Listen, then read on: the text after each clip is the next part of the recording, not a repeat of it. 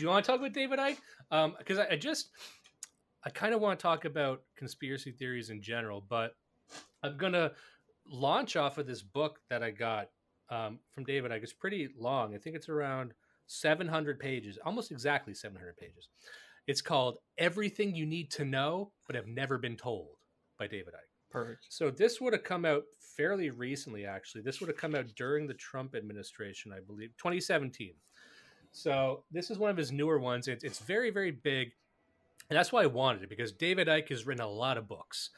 But this book, it summarizes a lot of it. So if you read this book, you'll get a lot of the stuff that he's been talking about for the past 20 or so years, because he has certain books that are dedicated to certain topics about, you know, the Illuminati or the Kennedy assassination or 9/11, a lot of that.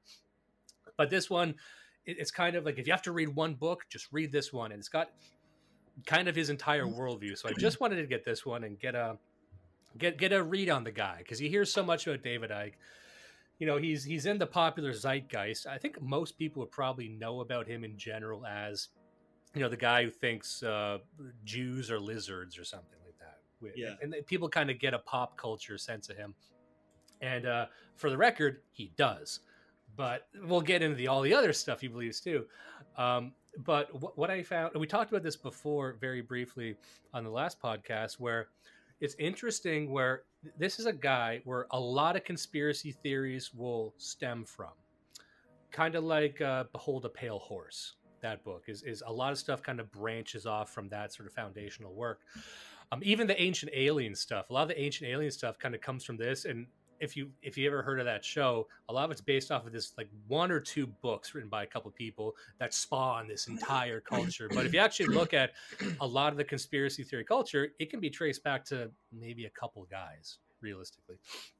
But it's interesting because he's one of these guys where, like, everything's a conspiracy, everything's fake, everything's a sham, it's Illuminati. So then at a certain point, you need to ask, okay, but then what's the answer to everything? And you argue yourself into this, really, if everything is a conspiracy, everything's a lie, then what is truth? But they can't really approximate that. So it gets very spiritual. It gets very kind of new age in a way. And the flat earth people are like this a lot too. Like they'll have all these very, very intricate and pseudo-scientific reasons for why the world is the way it is. But then you get to a certain level, it's like, okay, but how does the universe actually work? If everything we know is a lie, it's like, well, and they have to end up using very real world references. It's like that whole thing. It's like, oh, it's on the back of a turtle. Okay. Yeah. So they have space turtles. Is it just one? Yeah. And then they kind of cut off, and you get to a point where now you need to write the story of the universe, and you can't, because it's easier just to say, to take a microscope to the world than it is to take a telescope to the rest of existence. Yeah. Wow, what a good line. I'm a smart ass. This is a smart podcast. Just you're good. So I'm gonna just read you through some of the foundational stuff, and it's in bullet point form, to say here's what he's all about. So wait, can I preface it? I want to preface it. I've got pulled up here, Flex Like David Icke by Pink Guy. Do you know this one? Yeah. That's a good one. UFOs are real. The documents are proof, man. Aliens are here, man. The aliens are here. The reptilians are here. The Illuminati's listening. Hitler never died. Hitler never died. The Holocaust a lie. 6 million Jews. Show me the proof. The moon landing's fake. We never win in space. The president's a clone. We always get replaced. When he fuck up, the Jews are reptilian, bombing Israel to kill the Palestinians. Yeah. Oh, fucking amazing. Oh, and you're thinking that song, like, that's a funny song. No, that's it. That's pretty much it. That's the story. That's what he believes. Israel factors in a lot to it. Yeah. You could just listen to that song and get the thing. Let me just start by saying the Hitler never died thing. He does mention that, but he mentions it in passing in this. And he's like, you know, the Nazis invented this, invented by Hitler, who never died, by the way, and then just moves on. But then what I've never seen is, a lot of people say Hitler never died and he got away, but I've never heard a conclusive story about what Hitler did after he escaped, because he was already 56 at the time he died. So if he escaped, he would have lived for, a couple other decades at least. But if people are so convinced that Hitler survived, it's like, well, what do you do? Well, Is there a Hitler story? given that we know that the special feature of Hitler compared to other tyrannical world leaders is he was just a dude, he probably was grilling. I imagine I posit he was grilling. Yeah. Yeah. You think he was grilling Argentinian style? He was just in Argentina. He's grilling with his grandkids, and he probably died of a heart attack at 73. Because if I were Argentinian, I'd try and say like maybe I'm related to Hitler. But you know what? Like, did he write autobiography? Is there any notes? Because you'd think if we're so convinced he survived, and then they just stop looking for him, I guess, and then they'll say, oh, they made a deal with him. For what? For what? Because apparently Israel has no problem tracking down 93-year-old women who once said that the Holocaust might have been inflated at one point, and putting them on a fucking cargo plane and shipping them to a fucking black site. Yeah. They have no problem with that, but apparently Hitler survived, and they're just like, no, we struck a deal, which does seem very Israeli in its nature. But yeah. But okay, so here's what he believes at the end of it. It kind of starts off with the spirituality. So there is no solid universe at all. All matter is an illusion. Everything in the universe is just electromagnetic waves. And all interactions that we kind of interpret as the world are a simulation created by our own brain to try and decode it. So that's what we start with. Sorry, I'm not to interrupt. That's fundamentally true. In many ways, that's fundamentally true, but not in the way he wants you to think. Yeah. So in the sense that all life is a single shared consciousness that is self-aware and just interacting with itself. So we are all the same kind of cosmic energy entity that is kind of self-realizing. And in that sense, all life is God. That's what he gets at. And he says all religions are fake. All religions are bullshit. This is the main thing that you need. And that he knows this because many years ago he spoke to a higher dimensional being that said this to him. And then this is how you get to that sort of new age concept that all energy is love or something.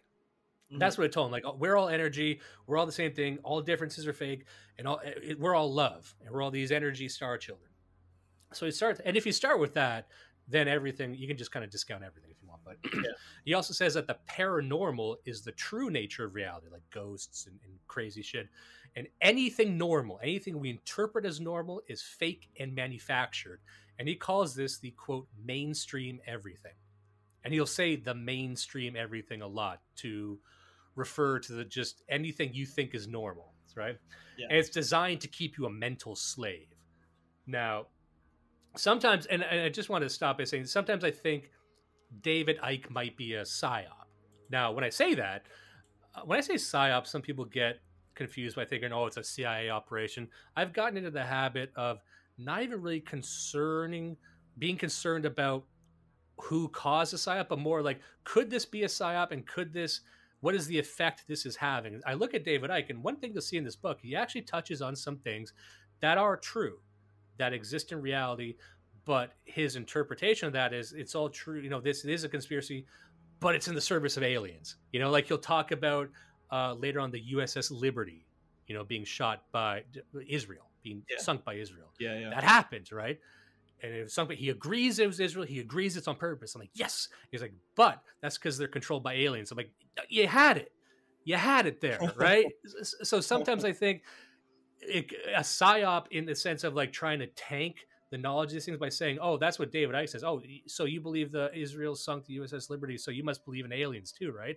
You know what I mean? Like if I were thinking about us as something that people are trying to convince of something, would that benefit someone? Anyway, that's just a side thought, but then everything leads into sort of neo-spiritualism, this sort of anesthetizing effect, like don't care about anything.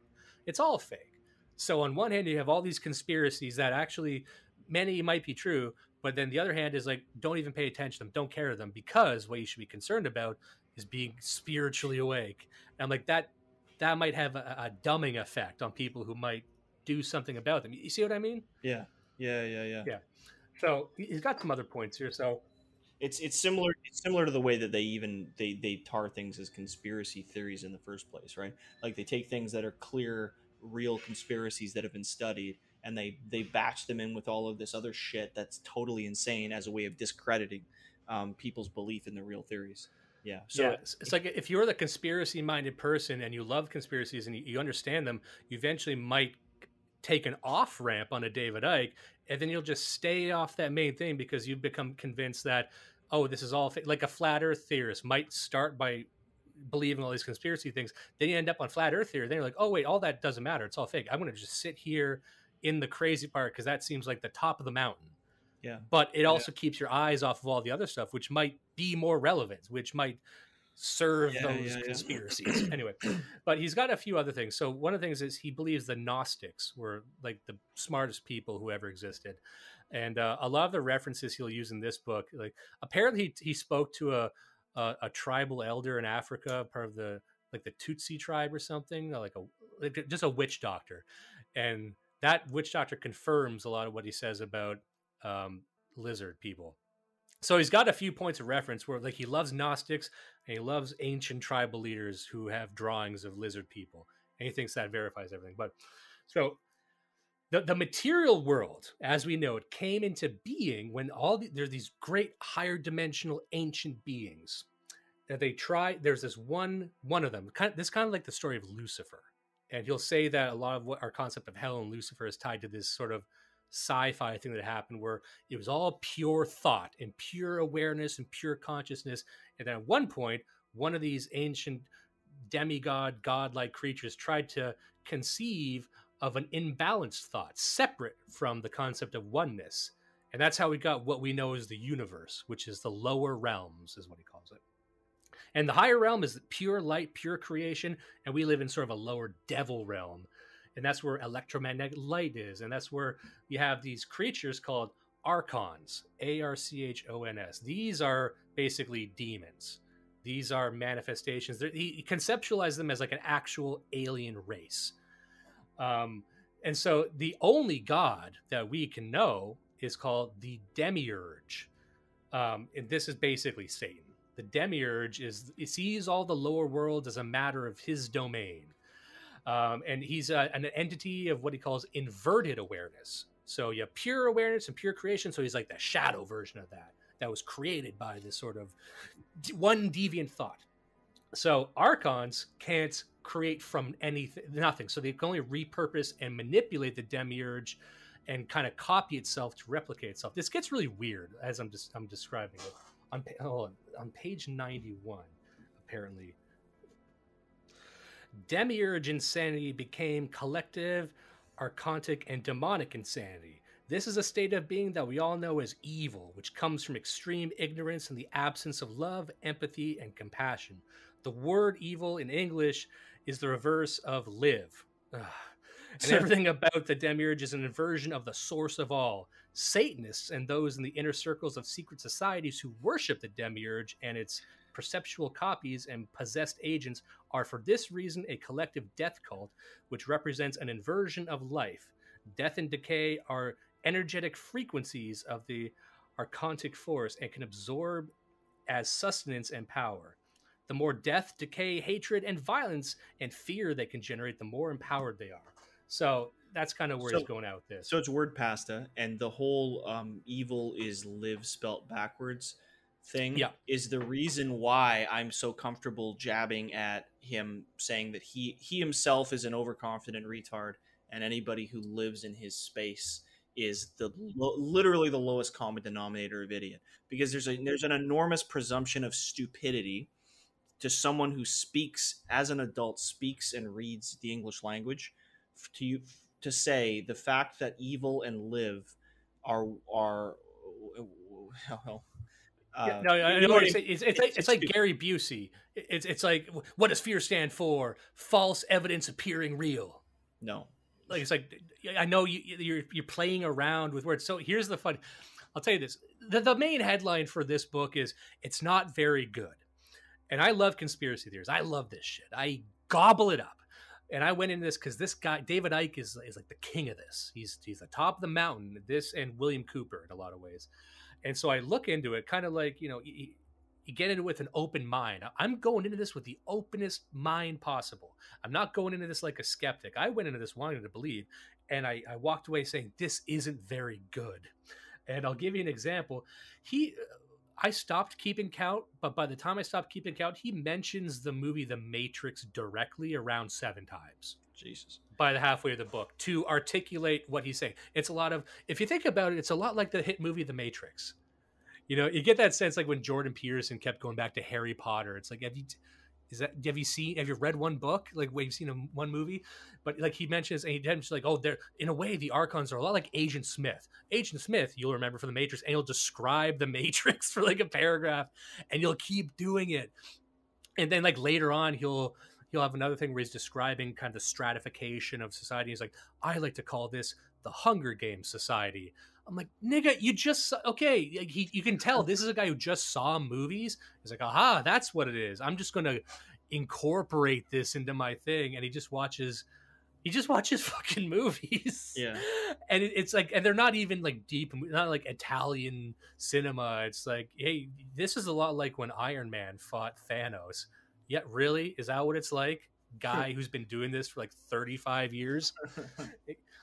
And the other thing is like there's points in this book where he talks like a boomer. He'll say things like, you know, they're trying to tell you this, and if you think that, then I've got a bridge to sell you. Like he uses all these old hokey things, and it's funny because he actually is, to my mind, quite stupid. Yeah. And he'll make a point where he's talking about something some expert had said. He's like, he says this, and even me as a high school dropout understood that was wrong. So how could a high school dropout be smarter than you? And I'm like, you almost got it. You were almost there. You're almost there. That he actually, like, he is a high school dropout, and he became quite famous as a TV presenter. But like, yeah, you got it. And also there is a part later on where he talks about the types of people that are really enslaved by the system, because he goes into more and more detail throughout. And he makes a comment that he talks about left brain thinkers versus right brain thinkers. You know, the right brain is the creative side, the left brain is the analytic side. He says all left brain thinkers are slaves. And all that matters is creative people, because it's the creative people who can see through this all. And he said, I'm the most programmed people in the world, the people who are good at school. Oh my God. That's what he says. So if you got a degree, if you're a doctor, you're 10 times dumber than David Icke. Is that emergent or is that intentional? Is that part of some other psyop that, you know, those of you that are within his fold, we want to make sure that you never trust anybody with legitimate authority ever again. Like, you never again listen to somebody who spent 30 fucking years studying in this field of science. No, that person, they're definitely an intellectual slave. Well, and this is the thing about David Icke, because you'll see over time that this whole project of his evolves over time, where if this was actually given to him by some extra-dimensional, extraterrestrial force, it would be unchanging.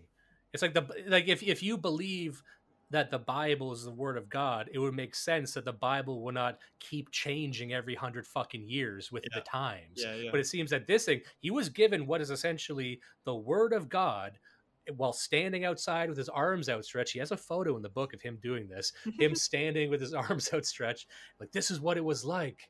And I was in a fugue state after taking a bunch of mushrooms. And and then apparently, which he did.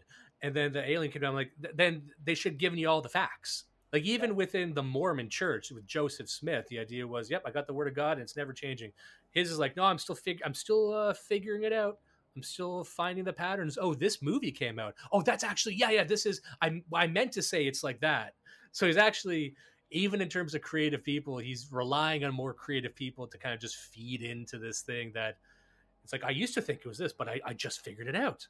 It's actually this. Because what he'll say is, okay, I'm getting to the good stuff here. All right. All right. So stars are, our sun and stars are actually giant processors of electricity. They don't generate anything, they just process it. They're giant like power plants for the electromagnetic force rather than generators of heat. And the whole universe is electricity, and stars are just processors that connect it to planets.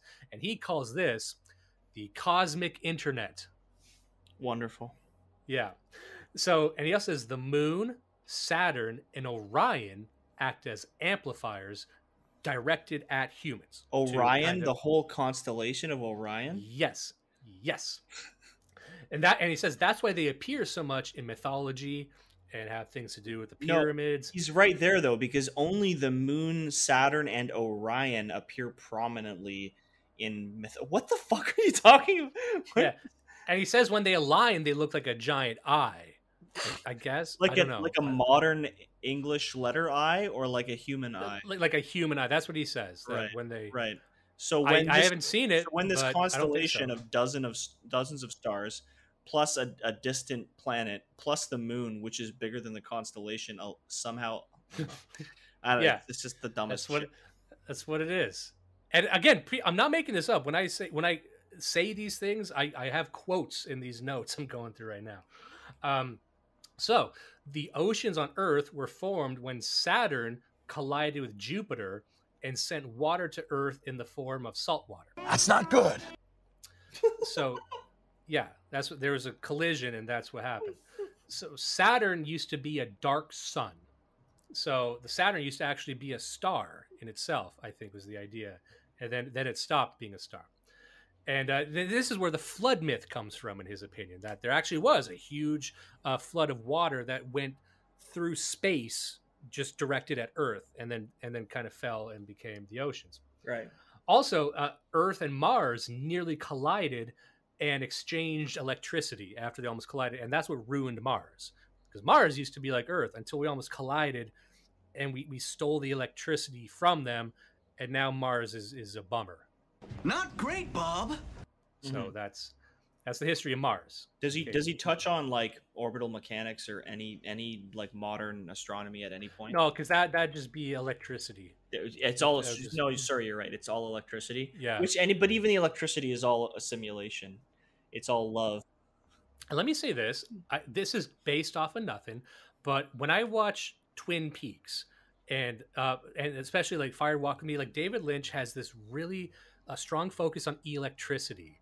And I know he's into things like transcendental meditation, and he's into a lot of this stuff. So I had wonder that this obsession with electromagnetic forces and electricity, because electricity in Twin Peaks is what the demons travel through, the guys in the Black Lodge. So I'm thinking, like, is that based on this? Like, once you read this, you'll start seeing like echoes of it in popular culture, like this focus on electromagnetism and electricity being evil. And this sort of like crazy cosmic force. And well, even now there's like psychos who think that 4G is going to fry your brain, right? But I think if I can digress for a second, I think this is really common, and we've all seen it in a lot of different places. It's because the thing is, electricity is a force, but it's not the only force that exists that's invisible and that you can't detect and that has effects on the world, right? There's a million other forces like that. The world is extremely complex if you're a physicist. But electricity is the one that we all know. Electricity is the one that we see the immediate effect of it every day. And yet, even though we use it, especially now in the 21st century, we constantly use it, but none of us really are connected to how it works or really understand it. So it becomes like magic. And I think that's kind of what we're looking at here with Icke and with Lynch and with a lot of these people. There's a spiritual mimetic value to the concept of electricity. It's this thing that you snap your fingers and something lights up, something moves, something acts. Or can kill you. So yeah, and I'll get to some other things here, because there's a lot of like really kind of fun sci-fi stuff. A lot of the book, and I'll tell you this, I'd say a third of the book is him just railing against PC culture. A lot of it's very, very boilerplate, kind of, alt media sort of stuff. Like many times in this book, he says political correctness is mind control. The progressives are actually being the real Nazis, like all that stuff, all that like very boring kind of boomer conservative stuff that you've heard 1,000 times. He's got in here. But again, he'll kind of do a shotgun blast of things. And that's because of the aliens. So in a way, he hates deplatforming. He hates censorship. He hates rampant consumerism. He hates like the media that's lying to you, but it's all aliens. So like a lot of that basic stuff, you're like, okay, yeah. So a lot of it you could actually skim. But the stuff at the beginning I love the most, because here's one. The rings on Saturn are actually created by giant cylindrical ships spewing plasma that are kind of in orbit around it and like drawing the rings. Now, And Saturn was hijacked by entities to turn that dead sun, which is what Saturn is, into a giant broadcaster of the simulation within the simulation. So we live in a simulation, then they're creating a simulation within that's being broadcast on to Earth right now through Saturn and the Moon and Orion. I said, yeah, what a concept. Storm on Saturn's northernmost pole is a hexagon, which is a two-dimensional representation of a cube. Okay. It's what's called a standing wave. And if it changes, that means it's changing the frequency of the simulation. I just have a note here. Symbols and shapes are all representations of standing waves. Okay, so I just wrote that down. So next thing, the moon is hollow and also at the same time doesn't really exist. It was created to be a giant machine for the purpose of mentally enslaving people. And the reptilians, which we'll get into in a second, those are the Archon people. They live in there. They live inside of the moon, and it's a giant kind of broadcast. Because here's the thing about a lot of these conspiracy guys. They don't, like you had said, they don't really have a good grasp of science or technology. So a lot of the inferences they'll make and a lot of the examples they'll pull are a very kind of boomerish version of how technology will work. So in his mind, in his like high school dropout mind, this is a giant classroom projector. Like it's literally like a projector you would see to project something on a wall. That's what the moon is. So these higher life forms, this mass technology, they're still using like 1970s and 80s tech. So that's kind of how you know there's something kind of funny going on. So the reptilians are in charge. The Greys, you know, those little gray aliens that we always talk about, they're actually the slaves of the lizards. And they use these Greys to guide human events, right? And what they do is they pair with the governments of the world, mainly the American government, to create these hybrid programs. They breed these reptilian and human hybrids to create what are called lower archons. And then there's also a third alien race that's kind of funny. The third alien race are the good guys. And these good aliens are what he calls the Nordic aliens. The Nordic aliens are basically like white guys with blue eyes and blonde hair. So there's that. There's a race of good Aryan aliens out there looking out for us. Take that for what it is. And he also says that every race, in the fact that humans look different, is that every race was seeded by a different alien race. So, but even though racism is bad, he says that later on, racism is bad. I'm anti-racist. He does admit that race exists, but it only exists insofar as people look different because of an alien genetic program. So he's working through it, I think. Right. He says there's at least 1,500 underground bases in the U.S. where the governments work with the reptiles to make hybrids that become leaders. So this is where they say, like, all royalty, every royal family on Earth is a reptilian shapeshifter. And this is also where all our technology comes from, because humans can't invent anything. All our technology, from microwaves to cars to everything, comes from the trade between these alien races and our governments to give us like the internet and stuff like that. So if you're wondering, you know, if humans have ever invented anything, no, we haven't. And reptiles are psychopaths who love rituals and old ways of doing things. So all forms of nationalism and tradition is a trick of the reptiles, right? And that's why Nazis worked so closely with the reptiles to get their super technology. And what is not answered in this is if the Nazis were working so closely with the reptiles and had all the best technology, why did they lose? Stuff like that isn't covered, right? Yeah, Stuff like that is like, you know, they did that, but, you know, I guess it was all part of the plan, right? So I'm just trying to skip that because I do have to kind of get going. But he says that all religions are fake, though.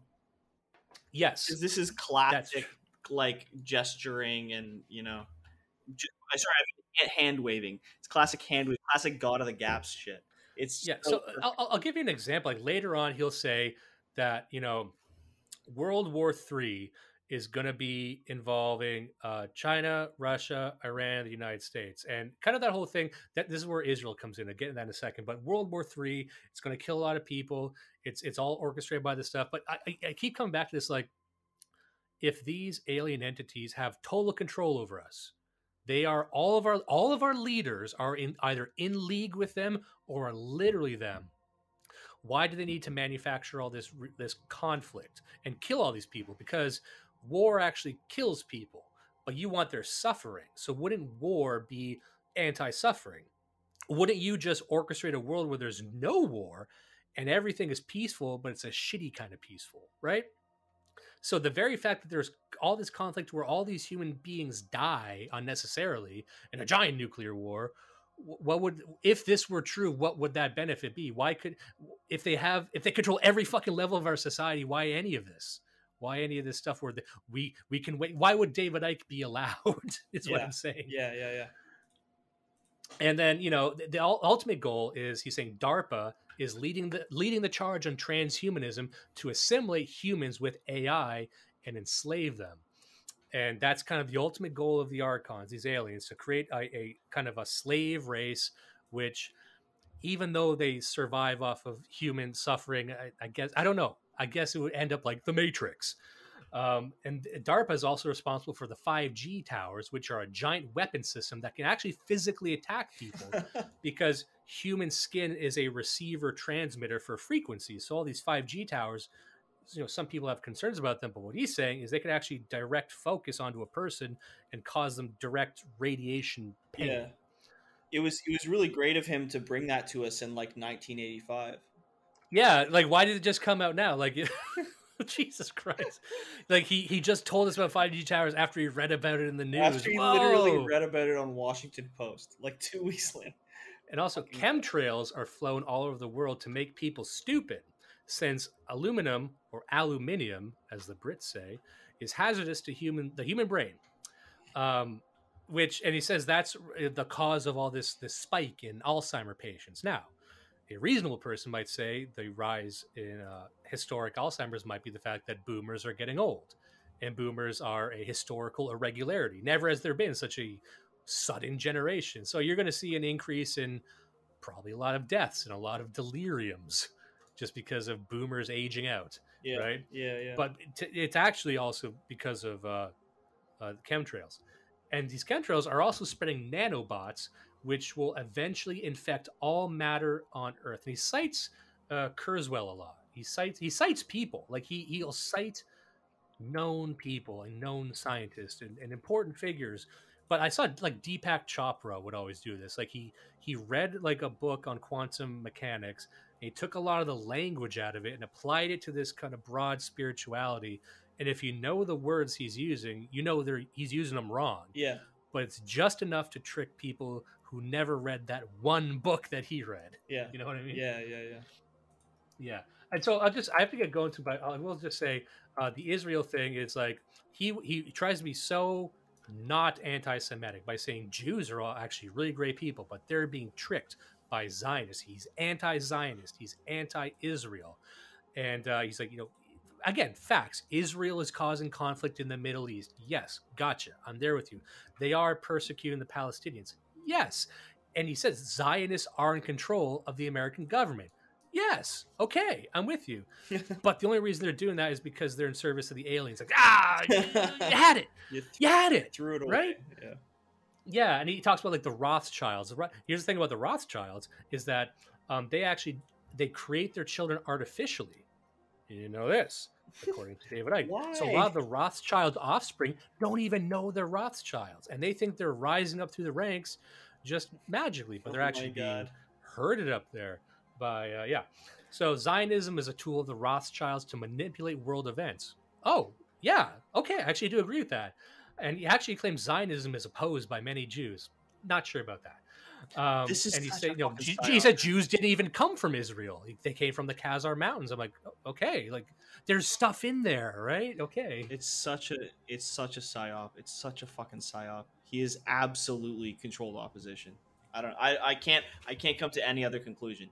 Just based on your summary here.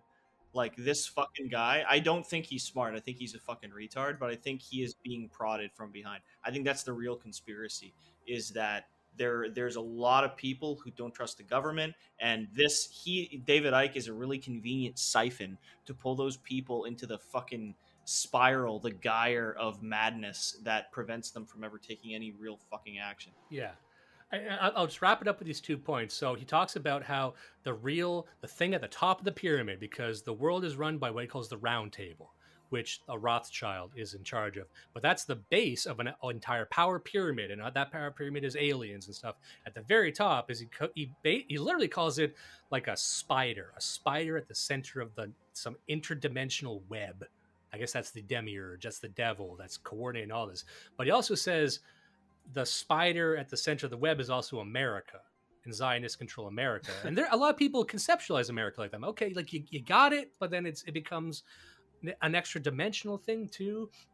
And again, I come back to this, like, oh, the Zionists are trying to persecute the Palestinians. And again, I'm like, but if you actually control everything, why isn't this easier for you? Yeah. You know what I mean? And I'll just end on this. And there's a lot of stuff. I'm pretty much near the end. Oh, and they use pedophilia to extract energy from children for satanic purposes. Yeah, they do. Yeah, sure. Yeah, exactly. But what I want to say is when we talk about conspiracy theories, some people will dismiss it because it'll sound crazy. But just to end on this, for anyone listening who wants to hand wave any conspiracy theory away, conceptualize yourself as a unit of power. Because a lot of what they will say is, why would the government try and do anything bad to me? Like, they're the government. They're supposed to take care of me. But conceptualize yourself as a unit of power, because the government doesn't exist without you. No system exists without you. And this is something that I believe anarchists would agree with, because they are hyper-individualistic. So would fascists. So would communists. So everyone would agree that nothing really exists without the people in some form. And that could be the people as an atomized individual in maybe an anarchist society, or working towards a common goal as part of this cohesive unit in a fascist society, or within capitalism, whatever. But you are a unit of power. No power structure can exist without you. So you have to think of yourself as money. You are money to them. What would someone do to get money? Would they lie to get money? Would they forcefully try and take money? Would they always behave in the money's best interest? Or you as a unit of value for the power structure, would they do all kinds of things just to ensure that you're on their side? And they might do it with violence. They might do it with subterfuge. They might do it, by making you dumb. So there are things in here that make a lot more sense if every human being conceptualizes themselves, even within a religious system, even every single fucking system. You are a unit of power. And the more units of power they have, the more power they have, right? So what would they do to get you? So when I say that, I'm saying to people, think like your opponents. And this is something we struggle with on the right. We have a real hard time thinking of, like, why would they do that to us? Think of yourself as something that they want to convince. Think of yourself as something. What would you do to get you on their side? What would you do to make you subservient? What would you do to get more taxes out of you? Would they lie? Would they steal? Would they threaten? Of course they would. But in general, I would say, like, to see where things are going politically, think of yourself as a unit of power, of value that they're trying to keep. What would they do to keep you? Mm-hmm. Would they do bad things? Probably, but think of it actually from your opponent's side, your enemy's side, and project in the future the strategies you would put in place to keep you under their control in general. You know what I mean? Anyway, that might be a weird thing to end on, but I find that on the right, any sort of radical group, we always seem blindsided by what our opponents do, what the system does. We're always surprised, even though we tend to be very aware of history, of politics, of different cultures, living around people. We're pretty well-read and researched people, but we always seem sidewinded. We always seem tricked and surprised by the things our opponents do to us, because we have this problem where we can't predict their next moves. We can't predict. If we are playing a game of chess, we're not even bothering predicting what their next move might be. And anyway, that's just a way around that, I thought. Mm-hmm. Just a thought.